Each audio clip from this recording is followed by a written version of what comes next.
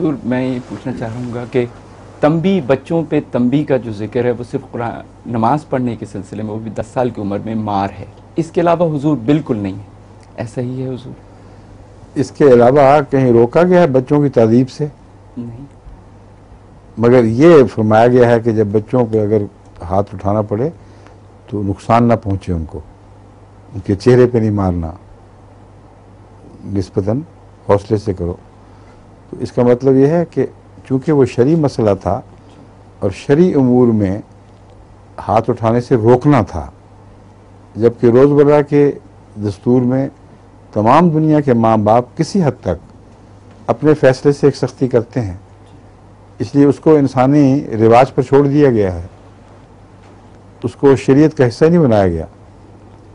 جہاں شریعت کی پابندی کا سوال ہے وہاں یہ اصول پیش نظر رکھا گیا ہے کہ لا اکراہ فی الدین کا یہ مطلب نہیں کہ اپنے بچوں پر کسی طرح کی بھی کوئی سختی واجب نہیں۔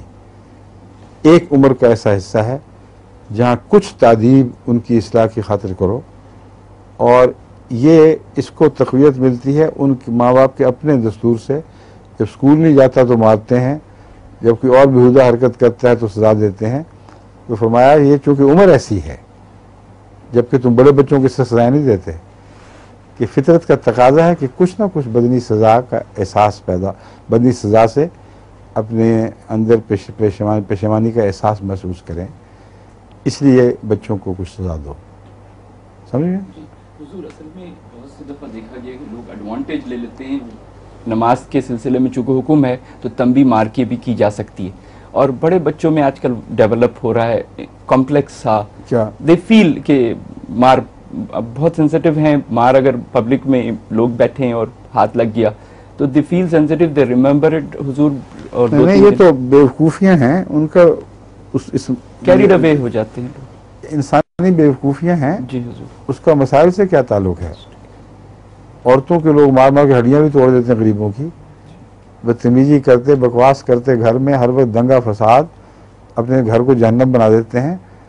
اس کا دینی مسائل سے تو کوئی تعلق نہیں ہے، ہر انسان اپنی طرز پر ایک ہے، اور بعض ٹیڑے لوگ جو ہیں وہ ٹیڑے ہی رہتے ہیں، ان کو جتنی بڑی نصیحتیں کر رہے ہیں، کتے کی دم کی طرح جو 12 سال کہتے ہیں نالی میں رکھا تھا کہ شاید نکلے تو سیدھی ہو جائے، نکلتے پھر مڑ گئی۔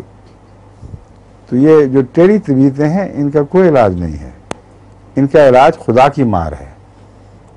چنانچہ قرآن کریم نے آئندہ زمانے کی پیشگوئی کرتے ہوئے سورہ طٰہٰ میں یہ بیان فرمایا ہے کہ جب یہ ان کے تکبر کے پہاڑ ملین میٹ کر دیے جائیں گے، جب یہ ہموار کر دیے جائیں گے، یومئذ یتبعون الداعی لا عوج لہ، اب یہ اس قابل ہوں گے کہ اس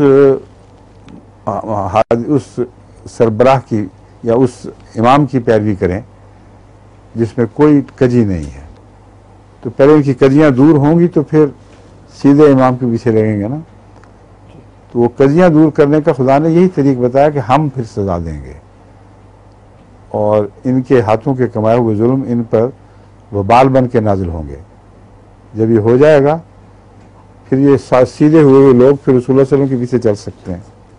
سمجھے؟ ٹھیک ہے۔